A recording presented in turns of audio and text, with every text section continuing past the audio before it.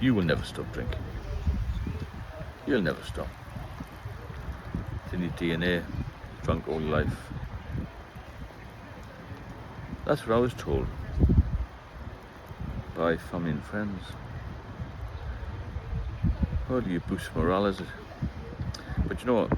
After the last relapse, that made me stronger. Because I knew I had to stop drinking for my own health. Not for them, not for anybody else, but for maybe me and my daughter, who was very supportive.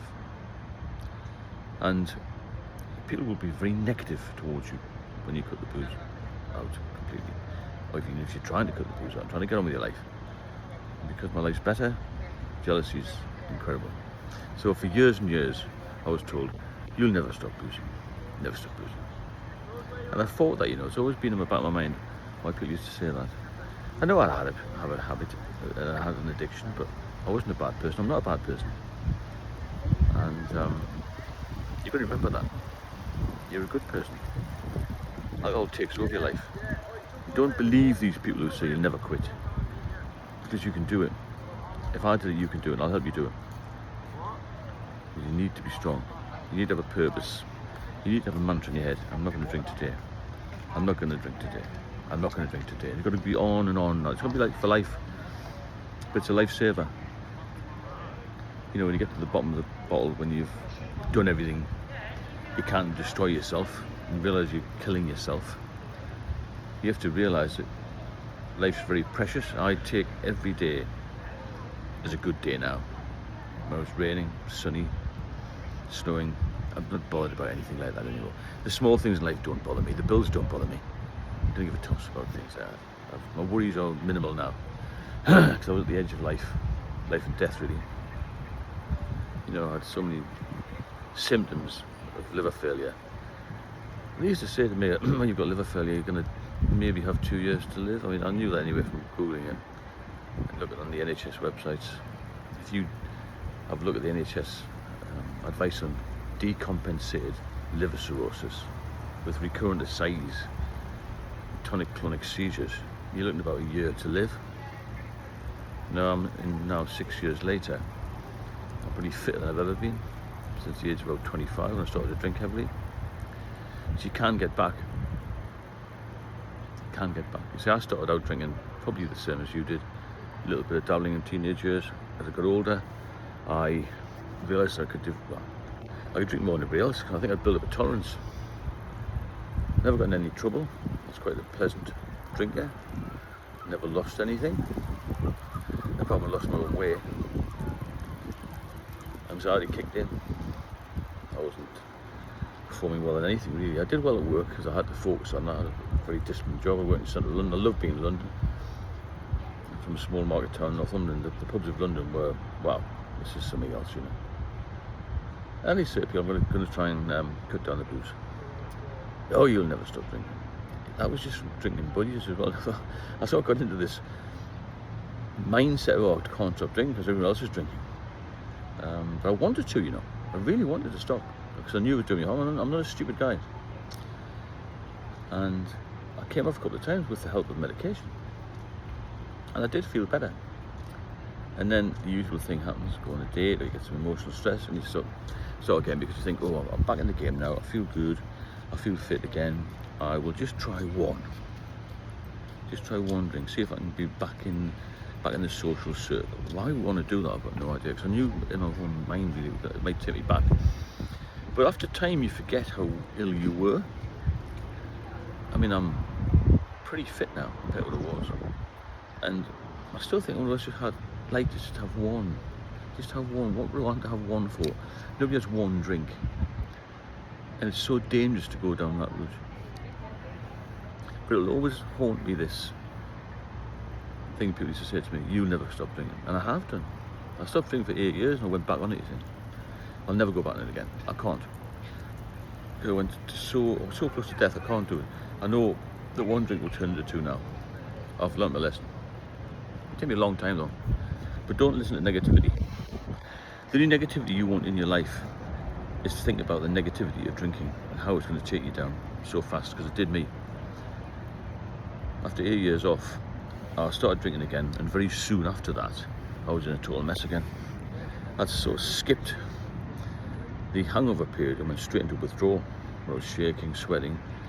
Anxiety was off the scale. I couldn't walk in the end. I had to get assistance to do everything. And it wasn't until I was desperate, I managed to ring the ambulance service. 999. I thought maybe that's a bit over the top, but it wasn't. As soon as they saw me, they said, get a bag packed, we're off. And then I didn't see that flat again for 2.5 years. So I was in hospital, and as my elderly parents, which wasn't ideal. In hospital again. I did 5 major hospitals in the region, and I stayed in overnight in all of them, sometimes for 4, 6, 8, 16 weeks at a time. That's not life, is it? But at least I got my health back. So don't believe these people when they say you never stop drinking, because you don't have to get to the bottom of the bottle like I did. Seriously ill. But you do need some sort of shock. I did anyway. And the shock of being told by a senior consultant, if you drink again, I guarantee you'll be dead in 6 months. Now I do one-to-one mentoring and support, and I can tell if somebody's in a mess. Within an hour I can tell them what to do, because I've been there. I'm not a doctor, but I don't need to be a doctor. I do not need to be medically trained to know how you're feeling at the moment, because I've been there 1,000 times. If you do start this relapse carry on, you'll be back again, and you'll not last long. Not many alcohol dependent people see 55 or 60. Very, very few, unless they stop. Very lucky to get off it, but you can get off it. And for God's sake, when people say to you, you'll never stop drinking, ignore them, walk away from them, keep away from people who are negative about your life. Hang around with people who are going to be positive, people who are going to make you stand up, be proud, and get your ambition back. Because in life, people love to see you down. It's amazing how many people will turn against you when you do, in their eyes, you're doing better than them. People do not like that. I don't know where it comes from, but I know one thing for sure. Jealousy is a much stronger emotion than even love. Ignore those people. You have to get yourself right first. And a very good doctor once told me, she had a friend who died of alcoholism, so she had some personal knowledge of it. He said, stop worrying about other people. If you can't look after yourself, you can't look after anybody else. Put yourself first, because you've got to get off this poison. And forget about the you can't stop drinking. You can stop drinking. Never thought I could. I thought it was impossible. But it's possible. I've done it. 6 years. And I can't have another drink unless I'm going to commit suicide. Because drinking is slow suicide. It's slow suicide, isn't it? With me, it would be quick suicide. It wouldn't last long. Even people with liver transplants drink again, and the body's shot. Your mantra has to be every day, I will not have another drink. I've beaten this, I'm going to beat it. It's a daily battle. And get yourself sober. If you want any help, get in touch with me.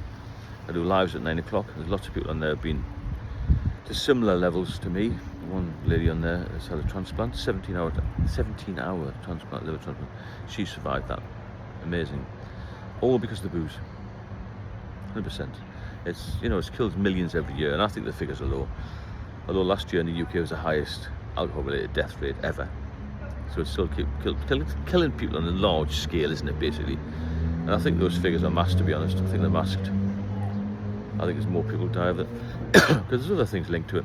Cancer, heart attack, strokes. It's not just liver disease, you know. Pancreatitis. It's a terrible, terrible, painful illness. If you get pancreatic cancer, you've only got about 5% survival rate. I know someone with pancreatitis, he had it twice. He drinks every day. It's just, he's killing himself. But to talk to him, he's quite a rational guy, really. Not the brain of Britain, but he's not stupid. He just doesn't care. You get the point, you don't care about your health, you see. Your inhibitions are so low and you think, oh, I'm just so ill, I can't be bothered anymore. Fight it. You've got to fight every day.